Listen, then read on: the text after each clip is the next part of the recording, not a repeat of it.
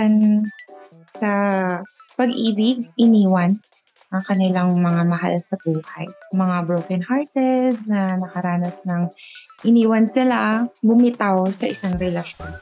Kaya ngayon, kinakaya mo yung pag-move on na wala na siya. Very depressed din ako. Yung pandemic to 2 months straight, umiyak ako kasi nawala yung lola ko. Hindi ko nalaman agad na nawala na pala siya. Yung pagsulat ko ng kantang to, para din sa lola ko, tsaka nakaranas ng iniwan sila ng mahal nila. So, broken-hearted talaga ako nung sinulat ko to.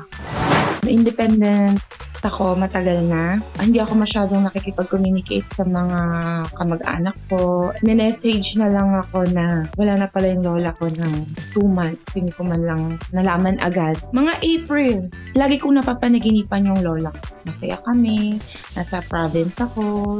Talagang every week, sabi ko every week, 2 linggo na, 3 linggo na. Kaya nasulat ko yung kanta para sa lola ko siya. Kinakaya ko yung sakit na wala na siya. Hindi man na kami nagkita kahit bago man lang siya mamatay.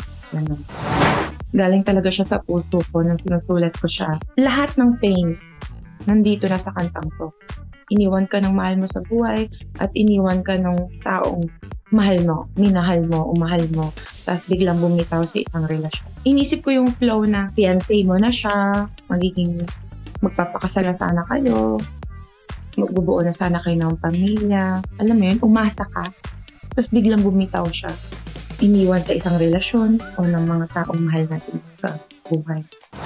Kakayanin natin yung pain, mag-heal ka rin. Yun po.